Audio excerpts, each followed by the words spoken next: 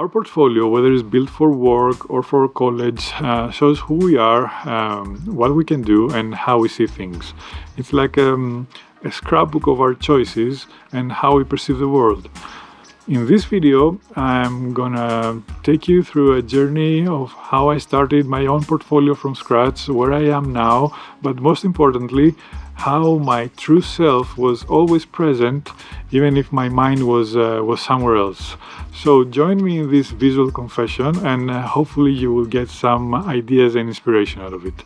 But before that, let's get inside, because actually it's a cold one today.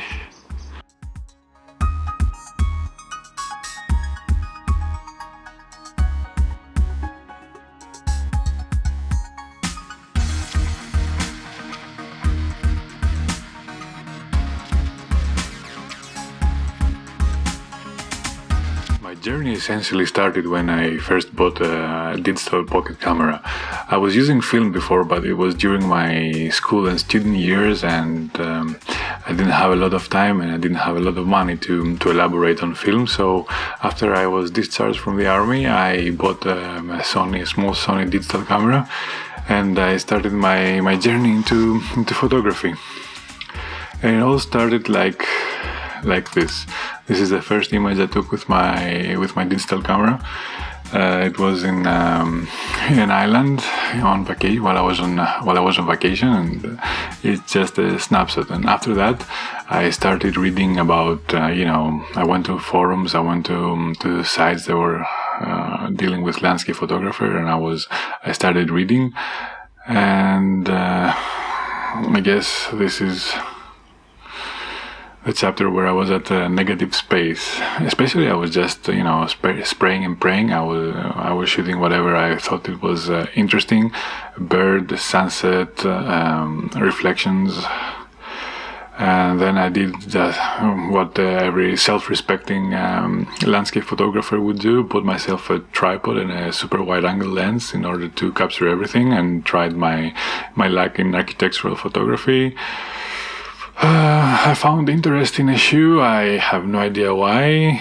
Then I learned about long exposures, and I learned that there is a trick that you can zoom out while taking a long exposure image, and this will create an interesting effect. And mind you, I was actually posting these online. I had subscribed to DeviantArt at the time, and I was posting these images. And I was very proud of these images. I mean, I was abusing every slider I could find: saturation, contrast, whatever you name it. I was abusing it to the max, and I was posting these images, and I was actually proud. I was expecting praise from people, and yeah, I don't know what I was thinking. Sunflowers, dramatic skies. I thought that just by including a sky that has lots of drama in it would make for a great image. Cats, sunsets, more birds at sunset, abusing the saturation slider. I mean, God, I'm sorry about this. I know your eyes are starting to hurt. And then I bought myself a macro lens, because I thought, yeah, okay, I have mastered everything else, every other aspect in photography, so why not indulge myself into macro? And I have no idea. I really have no idea what I was shooting there. I mean, it must be some kind of light going through a prism, but other than that, I don't know. I really don't know. It must have been something very dusty, though. Anyway, and I was following trends, and the trend at the time was infrared photography. And yeah, I bought myself a screw-on filter that you put in front of the lens and blocks all visible light and allows only the infrared spectrum to pass through to the sensor, and the results are something like that. I even bought myself a D70, which was a very infrared capable camera. And also I wanted to upgrade from my pocket camera, because it's only natural to think that if you buy a better camera, you're gonna become a better photographer. That's what I thought at the time, which is of course completely wrong. And then the next trend was HDR. I mean, if you're old enough to remember these days, HDR programs were at their beginning, and the results were completely hideous. And to make matters even worse, I combined HDR with infrared, and this is the result. I mean, oh my god, look at that! And I was actually posting this online. There was a time in my life that I was proud of this image, and I was posting it, and I was expecting words of praise. And the even more ridiculous part is that I was getting praise for that. That's stupid. I mean, okay, I know your eyes hurt by now. Your retinas are screaming, no, please stop. But there is worse to come. Then Nick Color Effects made an appearance, and once I learned about them, I downloaded it and tried to use all the filters I could in an image. I was taking an image and I was stacking filter after filter, trying to create something nice out of nothing. And of course, this never works. You can even see that I was a bit cocky. I was using a tilted angle just to be artistic, and yeah, it doesn't work. And which brings us to this picture. You know, this is the first picture that I actually liked. Well, I liked the previous ones, but this one I liked it for a different reason, because it was the first image that kind of resonated with my feelings. And guess what I did with this image? I deleted it. Yeah. Why? Because I couldn't stack filters on top of it, because I couldn't overprocess it. When I was cracking the sliders up, it looked horrible. And at the time I thought that if you can't overprocess an image, it's not worth it's the image by itself, it's not worth it. So I deleted it. I know it's the stupidest thing I have ever done. But the good thing is that in a backup I managed to recover this PSD file. So okay, at least I don't have the raw, but I have this. So no one saw this image until years later. At that time, I would just continue shooting long exposure, oversaturated long exposure images, useless macros. I even adopted cuts, so I wouldn't have to hunt down the stray cuts. And then we come into this. I have marked this in blue, because blue, when you see blue, it would represent an acorn. I'm sure you have heard the expression, even a blind squirrel can find an acorn, and this is exactly that. I mean, it's a well-balanced photo, the tonality is nice, exposure is okay, it has its merits. And yeah, it was the first image that stood out. But why it was an acorn? Because then I continued doing again the same thing that I was doing before, random compositions or things that attracted my attention, and HDR. I continued doing that. This is the lowest point in my photography career. Yeah, this image is definitely the lowest point. I mean, look at it. Who in the right mind would post something like this online? I mean, okay, you took the image, you abused it, but why post it? Who in the right mind, again, I'm asking myself, would think that this is a nice image, so people should see it? To my defense, though, this was the last HDR image I took. I got disgusted by it after a small period of time. I think it was like 2 or 3 weeks that I was looking at it, and I said, okay, Konstantinos, you need to stop. You need to stop doing those hideous things and start doing something more subtle. And yeah, that was the last one, fortunately. And after some time, after going into a trip into a place that I was very familiar with, I took this image, and I have marked this in purple, because when you see purple in the following images, it will mean that this is a milestone, this is a realization point. For good or worse, doesn't matter, it's a realization point. And to this image, the realization point was that I have created something good. I have created something simple that looks good. Long exposure worked. It created a mood. I didn't overprocess it. It was the subject was placed into the right spot. It looks nice. It was an image that I really liked. It was above everything else. And the realization that I made was that I should build from that image onwards. I should forget what I did in the past, make this my base, and try to improve from then onwards.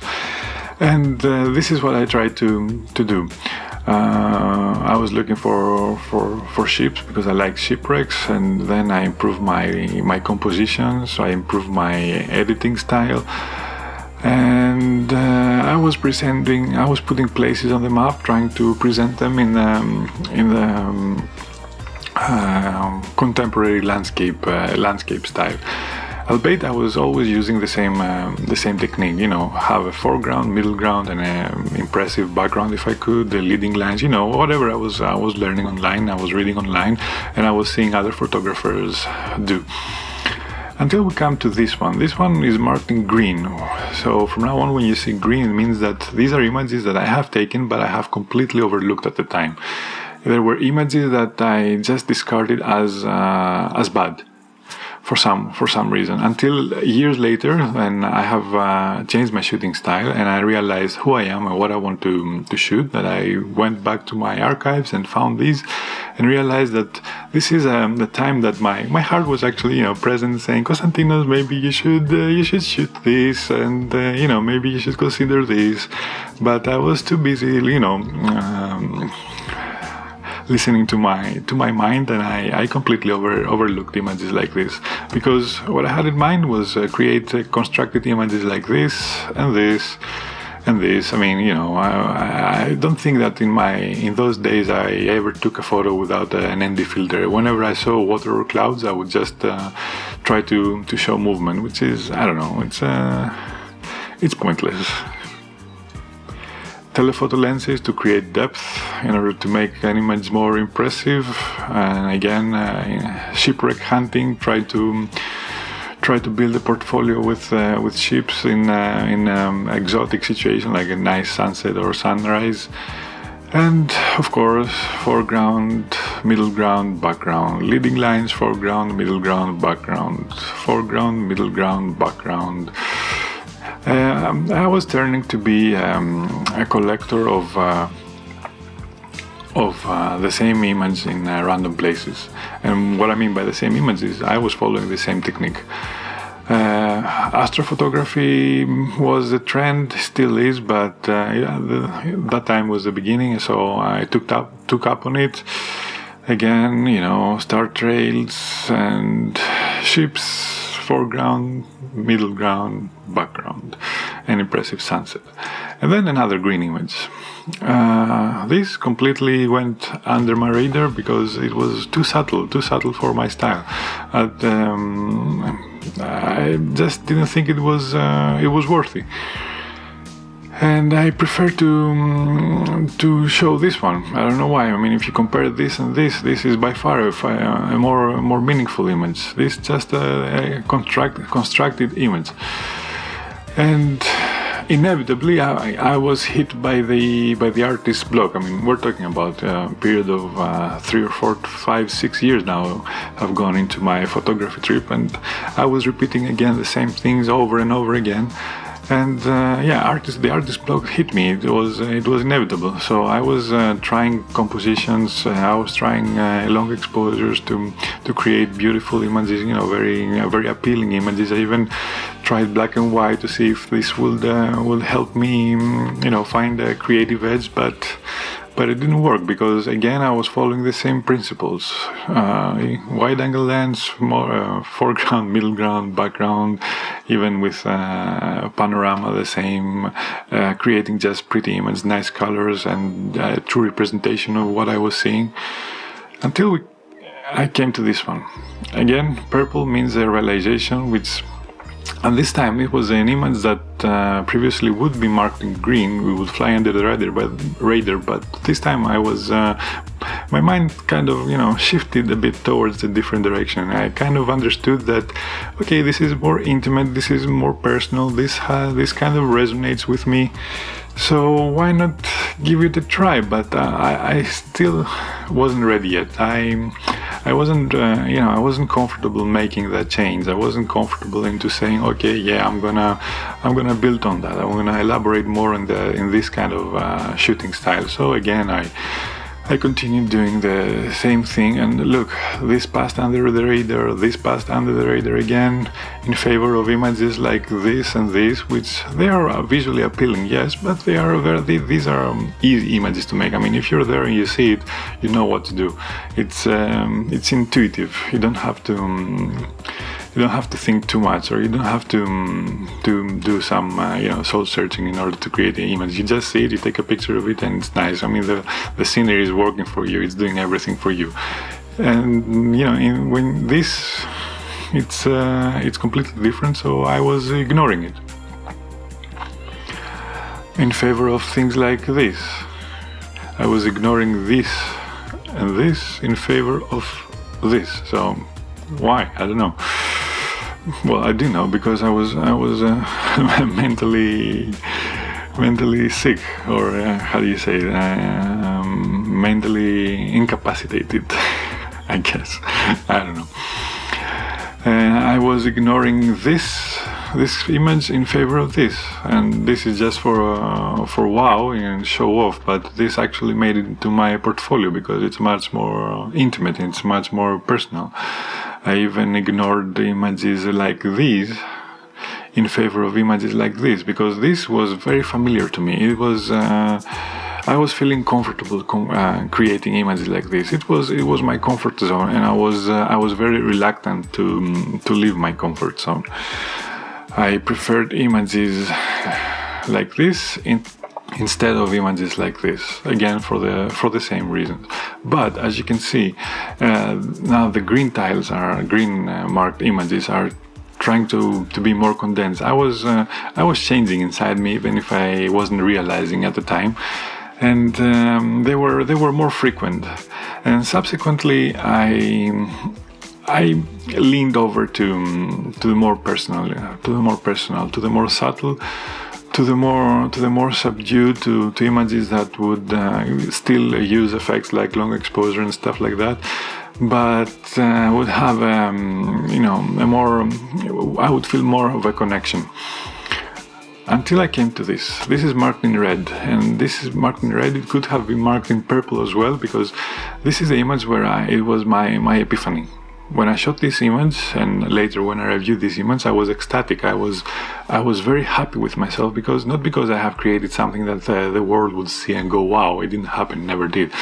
I was ecstatic because I could see myself in the picture. I can still literally look at this picture and see Konstantinos inside that picture. It's one of my favorite images.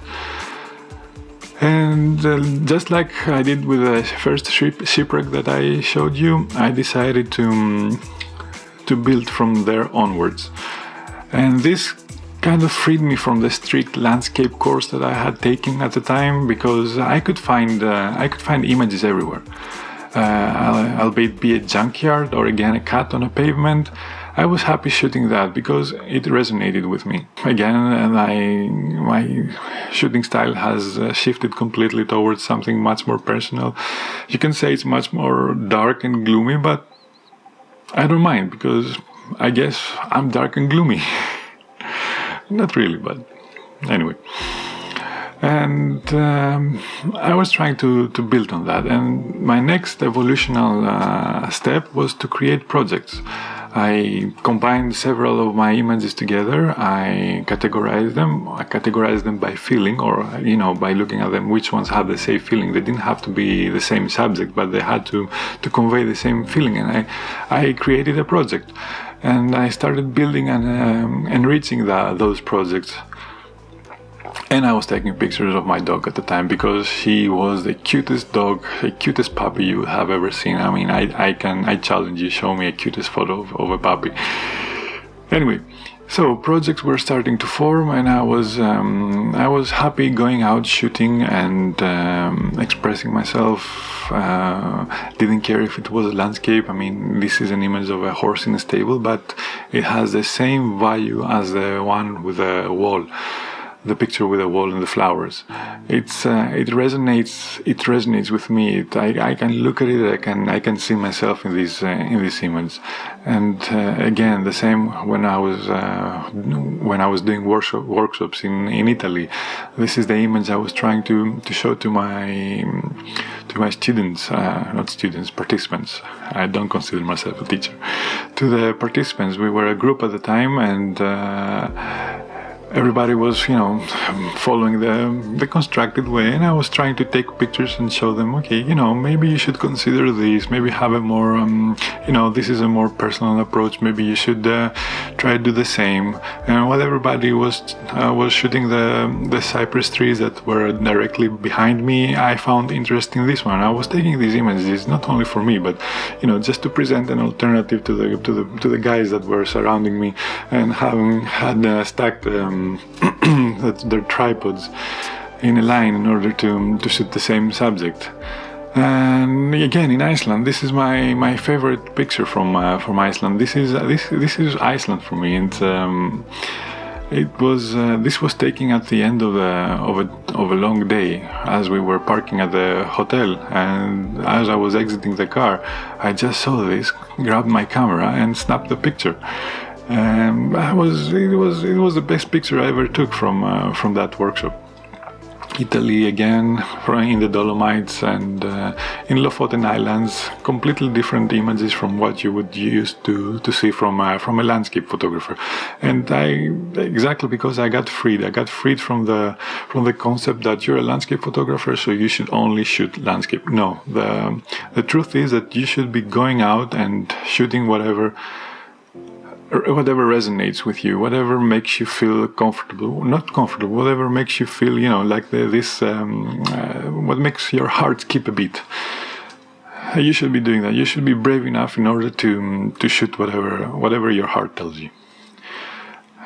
Going back to the Cypress Hills in Tuscany, this is my view, a more personal rendering of the scene, completely different to what everybody else was doing, because everybody else was unhappy because we didn't have the light, the master grand light, the impressive light in order to create a wow photo. Iceland, that secret canyon, everybody again was displeased because you couldn't see the peak, you couldn't see the waterfall, you couldn't see the snow remains on the peak. I was ecstatic because this is what those weather conditions presented me with an opportunity to express myself. I didn't care about the weather, and this is something that I try to convey to the participants of my workshops.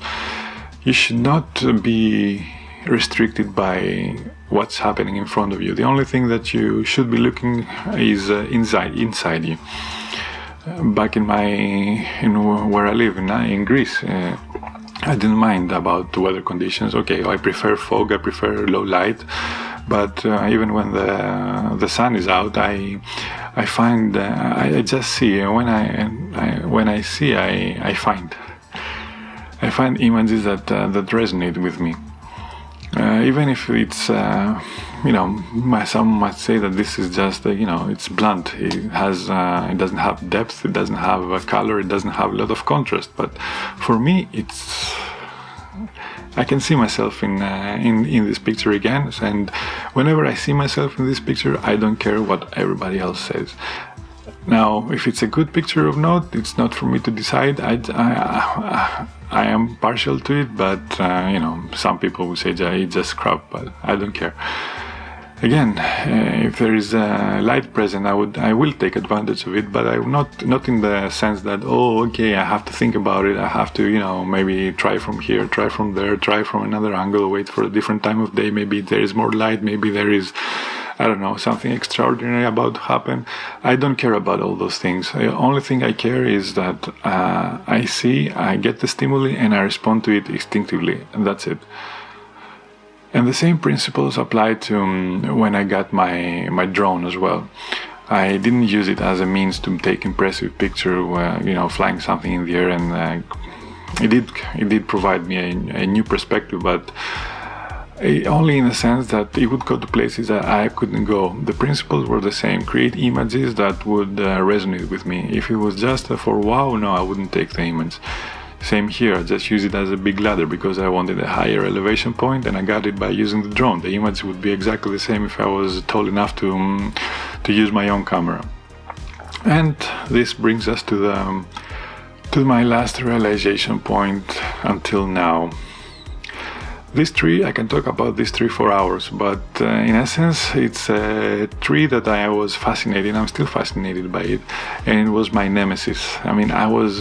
This is at the entrance of a national park in Greece, and in my constructed and foreground, middle ground, background days, I was trying to photograph it in all kinds of lighting conditions and all sorts of angles. I have even used a drone in order to make something interesting, and I just couldn't grab it. I couldn't see myself in any picture that I was taking until after that, that shift in my brain, and that was looking differently I was seeing differently, not looking, I was seeing differently, I was seeing the world differently. We came, after a long walk, we decided to return to the car, and the fog was starting to lift, because it was a very foggy morning. The fog was starting to lift, and I saw this in front of my eyes, and I said, okay, that's it. I have to take a picture of it, and so I did. And I'm very happy with this image, because it's one of the images that resonates with me. And from then onwards, I went into a path of creating something a lot more personal, something that I was very happy with, something that I'm repeating myself, that I can see myself in these pictures. They're very, very personal to me. They're in places that most photographers would just do other things, would go for the cliche shots and the low-hanging fruits. But I was challenging myself to be creative, to be true to myself and ignore the distractions, because I do consider distractions shots that have been taken a million times over. And yeah, to conclude with this rather long video, not short, this rather long video, I would just like to say that first, you never give up. You have to be consistent, and you have to not just be confined into one shooting style. Not just I learned to do something nice, so I should stick to that. You have to be brave. You have to try to think outside the box. But most importantly, you have to know yourself. You have to try hard. Take the effort to get to know yourself, get to know who you really are deep inside.